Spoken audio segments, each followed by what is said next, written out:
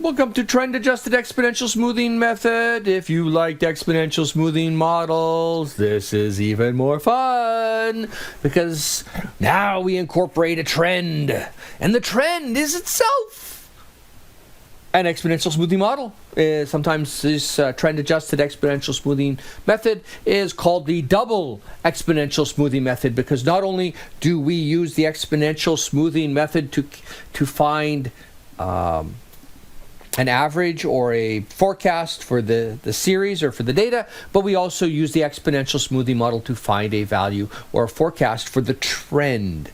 Okay? So we saw when we were dealing with our Apple data, and we were missing something. We were consistently under forecasting Apple demand. And when that happens, one of the reasons, there could be several reasons, but one of the potential reasons is that we're missing a trend.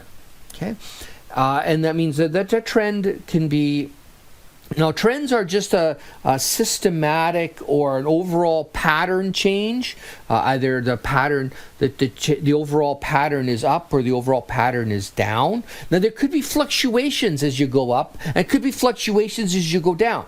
Right? We're not talking it has to be nice and pure and clean, but that the trend overall is up, or the trend or the pattern overall is down. Okay? And so we have a way to incorporate that with the trend-adjusted exponential smoothing model to bring that lag in there so that our errors don't have that. We try to minimize that bias as well. Okay? So again, it is sometimes called a double exponential smoothing model. So as a result, because we're using an exponential smoothing model both to estimate the series itself as well as to estimate the trend, we will have two smoothing constants. So when we were just doing the single exponential smoothing model, we just had alpha. That was our only smoothing constant. Now that we're going to both estimate the series itself, alpha stays, but we're also going to estimate the trend as well. So that means we're going to need a second exponential smoothing constant. And so here's our model, and I know it looks a little bit messy, but let's just break it down a little bit. The A now is the average, is sort of the average, and that is like our forecast for the smoothing model, right? We had an alpha, a smoothing constant, times by the demand, okay? So alpha times by demand, and then 1 minus alpha times by AT minus 1, TT minus 1. Average for the previous period plus the trend for the previous period. Now, if we kind of skip ahead a little bit and we look and see, look at the forecast. The forecast is where I take that average plus add it to its trend. So I take the average, which would be the forecast in the old way, and then I add the trend, and that's my forecast for the next period. Well, if I look at those subscripts really carefully, I notice something, that AT minus 1 plus TT minus 1, right, which is in the average formula. And then I look at, okay, what's FT plus 1 equals to AT plus TT. Well, if I subtract 1 from all of these, what do I get? I get FT equals to AT minus 1 plus TT minus 1. So that second value in the brackets there is nothing more or less than the forecast for the previous period, which is exactly what we did with the exponential smoothing model before. Okay? So that stays the same. So no big change there. Okay, couple little bit of notational changes, but conceptually the same. The trend. Now, the trend is trying to capture differences, right? So when we see, okay, well, the trend is, we look at the average from this period minus the average from the last period, right? That's a difference. That's a difference. And we're trying to capture this difference, right, with the trend. And we have an exponential smoothing constant called beta in that regard. So we have the difference in the most current couple period and the period before it, plus a factor times by the previous estimate for the trend. Which was these trends are forecasts, right? So it's like the previous forecast. So we look at the current difference plus adjustment for the previous differences, right? The trend, the trend before this current period. So we can kind of see the elements of the basics of the exponential smoothie model just being applied twice here. Now, this trend-adjusted exponential smoothie model, like I said just a couple seconds ago, is sometimes called a double exponential smoothie model. It does have other names as well, so you sort of want to keep track of what is happening here. So if you ever encounter this in the future, it may not be going by the name trend-adjusted exponential smoothie model. It may have a name. It may have a name related to some of the folks that originally came up with it, and so on. So it goes by many aliases, but look at what's going on and relate that to what's going on if you see it represented by another name. Okay, so we got to keep our sort of mentally flexible, because then the names may change, but because we're smart, we see that name change, and we are not fooled. We are not intimidated. Okay, and like I said before, here's all the key variables and AT, TT, FT plus 1. It's the forecast, which is what we ultimately want to do.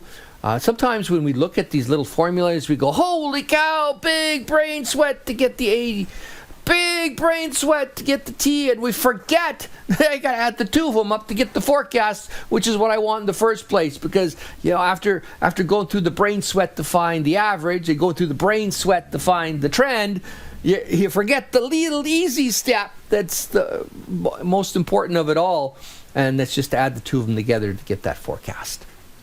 Okay, let's do some repetition so that we can establish a pattern. Okie dokie.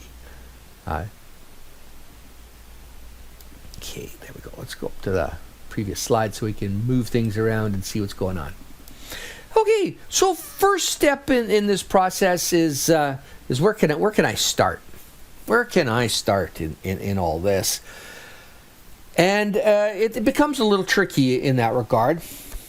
Now, I know from my exponential smoothing experience that if my data starts at 2014, I can't do a forecast for 2014 because that depended on something from 2013.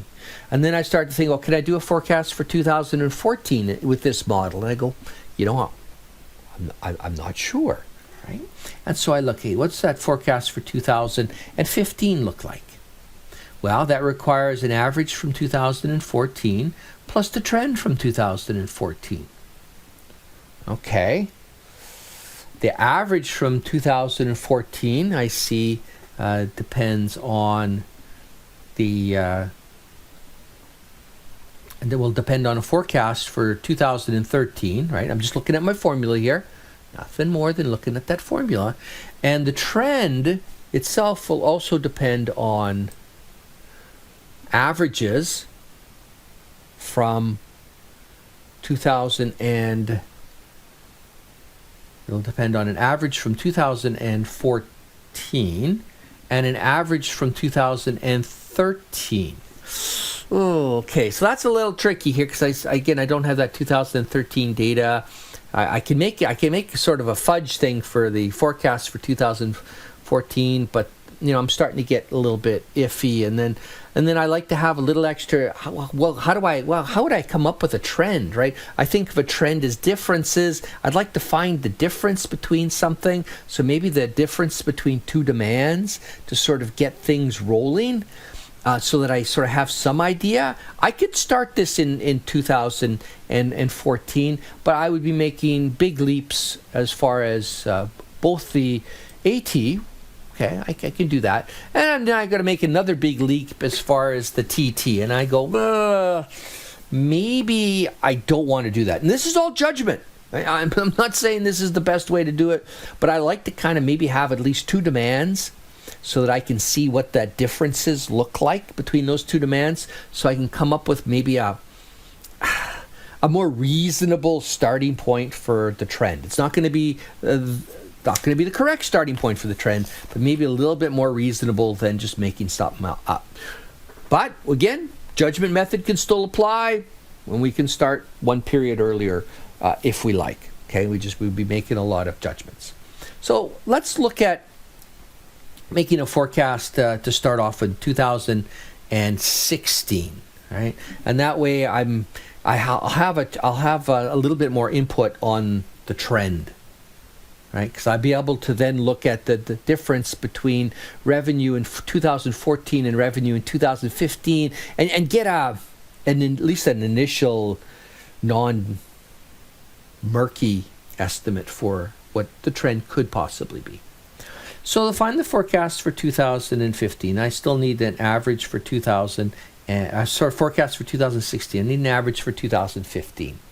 Now, in this case, I can just make it the demand for 2015.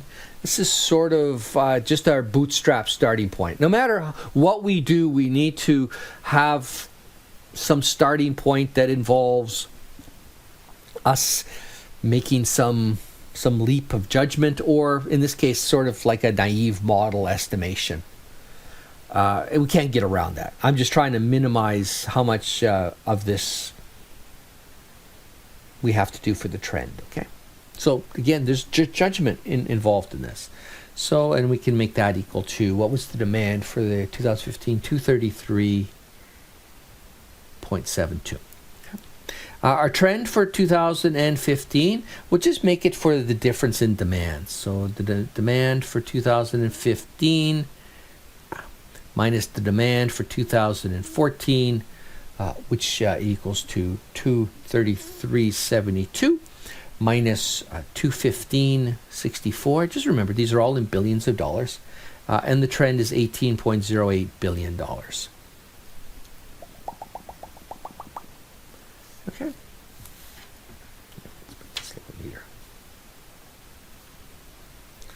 And so at the end of all this, our forecast for 2016, just simply 233.72 plus 18.08, and the forecast at our initial very, very, very, very first forecast, 251.80. Okay. And now I keep rolling this up. I mean, I can find the error for this as well, error for 2016. And that's just the demand. What was the actual demand for 2016? It was 215.64. So Apple had a little bit of a downswing in that particular year, 251.80. And we actually get a negative, so we kind of overshot the forecast a little bit, but we're not too worried about that at this point. Okay, so now we move on. We go in. We're going to go forecast for 2017. Forecast 2017 is our next task, and so I need the average for 2016. Now I get to roll with the formulas. Okay, I'm going to assume just initially. I'm going to assume an alpha 0.6. A beta 0.7. Okay, this is just my initial judgments. We'll learn how to use Solver in order to come up with mathematically optimal alphas and betas at least. Okay. So A 2006. Now I go alpha 0.6 times by the demand. Now notice that the T in AT and the T in DT, they're the same. So that means they're occurring in the same year. So the average for 2016 is times by the demand in 2016. Okay? Plus 1 minus 0.6. And then the forecast for the previous period, which we had as 251.80. Okay, this demand for 2016, we just that's just a read off the table thing, 215.64. So we bring all that together, and that equals to 230.104. The trend for that same year, okay, smoothing constant of 0.7. Let's show the formula here. Trend, smoothing constant of 0.7, and then the difference between A 2016 minus A, or the average of 2015, plus 1 minus 0.7, which is 0.3, times by the previous trend, which was 18.08. Okay, average from before we see up above was 230.104. The average from 2015, we did make a little bit of a bootstrap estimate for that one, and that was 233.72. So the trend for 2016, we run through, we crunch all the fancy numbers, and we get 2.8928. So the forecast for 2017, we just add those two numbers up. 230.104 plus the trend of 2.8928. And our lovely little forecast for that particular year, 232.9968. What did we actually have for 2017? 229. Yeah, not too bad. Right? Not too bad at all, actually. Not too bad at all. So, let's continue on with our theme of repetition. Let's find the forecast for 2018. Okay, so we need the average for 2017, which has got its smoothing constant of 0.6, times by the demand for 2017, which is 229.63. plus 0.4, well, again, that's 1 minus 0.6, times by our previous estimate, previous forecast there, of 232.9968. And that average works out to be 230.7367. The trend for 2017, smoothing constant of 0.7, times by the difference between average in 2017 and the average in 2016. So 230.7367 minus 230.104 plus 0.3 times by the previous trend of 2.8928. Trend for 2017 revealed to be 1.3107, making the forecast for 2017 equal to 230.7367 plus 1.3107. And final answer,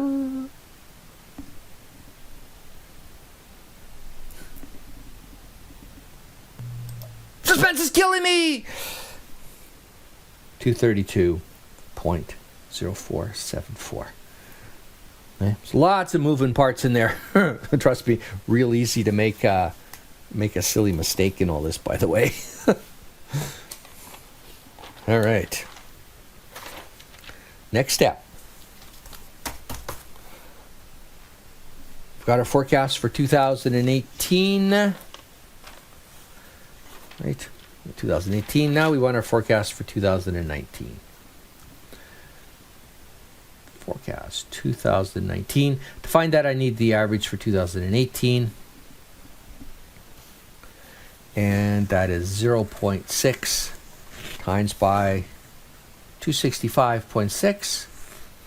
And then plus 0.4. And then times by our previous forecast.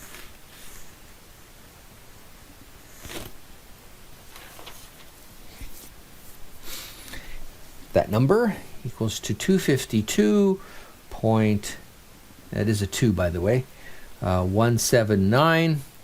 And then the trend for 2018, 0.7, because that's the smoothing constant.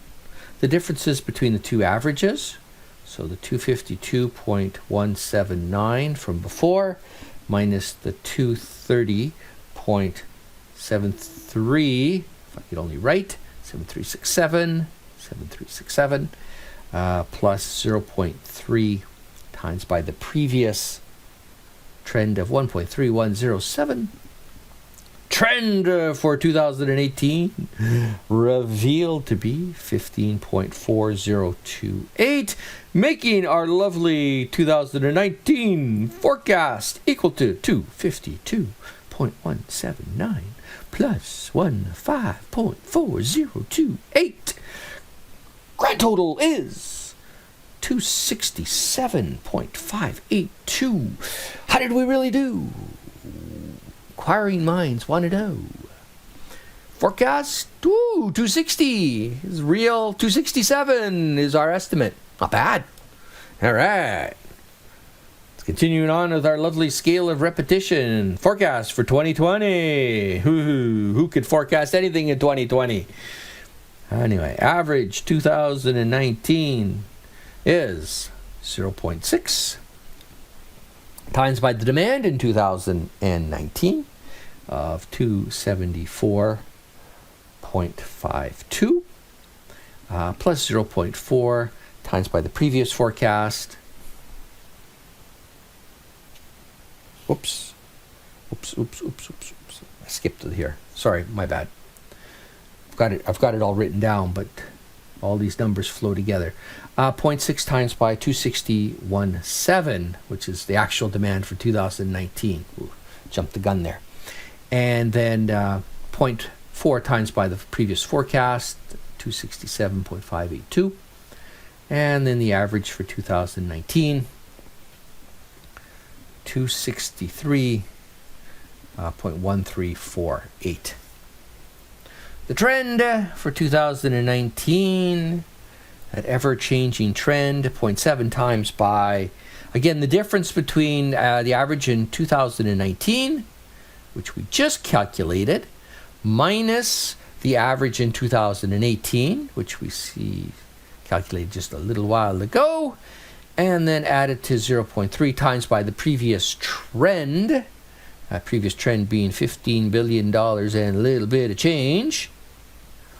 And the new trend, 12.289er, making the forecast for 2020 equal to 263.1348 plus 12.2899, and our big estimate for the forecast for 2020 was 275.4247. What was it in actuality? 274.52. Damn it! We predicted 2020. Yeah, you know what? If you could predict anything out of 2020, forecast anything out of 20, wow! Super cool! Maybe we got that crystal ball working after all. Let's push our luck. Can we do anything about the forecast for 2021? All right. Whew. All flush with ego after successfully predicting 2020. Let's go with the average for 2020. That smoothing constant times by 2020's demand of 274. Our actual revenues of 274.5. Plus 0.4 times by 275.4247. And so our expected average for 2020, 274, and a lot of change, 0.882. The trend for 2020, up, down, all around. All we know is it'll be crazy. 274. The differences between the two averages, both in 2020 and its corresponding buddy in 2019. 1, 1, 3, 4, 8. Holy cow. Lots of numbers right here. Plus 0.3 times the the previous period's trend of 12.2899.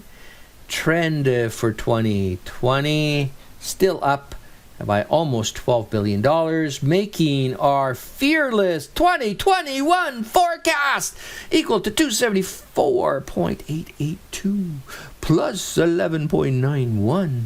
And we boldly forecast that Apple's revenues for 2021 will be $286 billion and $792 million. Not so bad, right?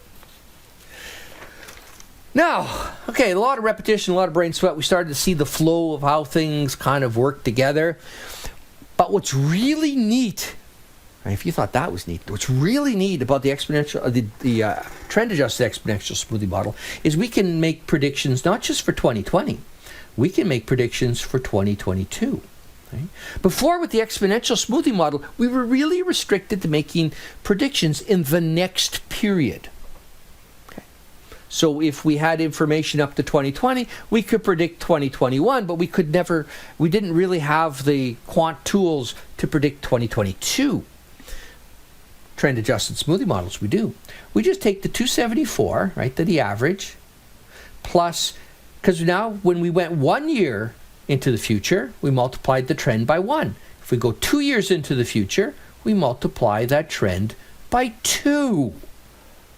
And now we get our fearless, if I can only write, our fearless forecast for 2022 of 298,702. We could also make a fearless forecast for 2023. Again, we just take the same average of 274.882 and then add to it 3 times the trend, right? And we get whatever. And we can do the same thing for 2024. Right? Equals to 274. Again, same starting point, 882 plus, because it's 4 years into the future, 4 times by the trend. Now, as we get further and further out to the future, right, this estimate becomes murky because it becomes a lot more variable, because we saw that the trend is changing. It's not an extreme change to trend once we've sort of reached a certain point. We're fluctuating around 11 or 12 billion dollars. But, we see that there is there's some fluctuation to the trend. And we don't know, in the future that trend can change as well, depending on whether how Apple's new product developments work out and so forth. So given all those caveats, but we actually can have sort of a crude estimate for where we see things happening in 2021, 2022, 2023, 2024. Because remember, when you're planning your supply chain, you have to sort of be looking somewhat forward. You have to be somewhat forward-looking through this entire process. Okay, so that's the wonders of the trend-adjusted smoothie model, is that we can make those forecasts further into the future. Okay, so again, because this is just missed so much times, because I almost always ask a question about this on an exam. Whenever you're going to make forecasts beyond the next period, we just multiply the trend estimate by the number of additional periods. Exactly what we just did, and then add that to the average that we calculated. So it starts off with the same base.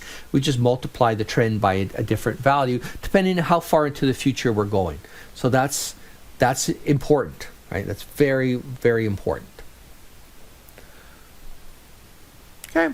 We can use Solver to find the mathematically optimal values of alpha and beta. By mathematically optimal, I mean the ones that minimize our an error estimate, which we'll talk about in a subsequent forecasting segment. Okay, now the next pattern that we'll talk about is seasonal patterns. So we got the trend adjusted. We've adjusted for any trends. Now in our next segment, we'll talk about what's within a year. Right here, we're doing it year by year by year. What happens if there's those fluctuations within that year, or within a month, or even within a week? Right? How do I adjust for that? Well, we'll learn one such method in our next segment.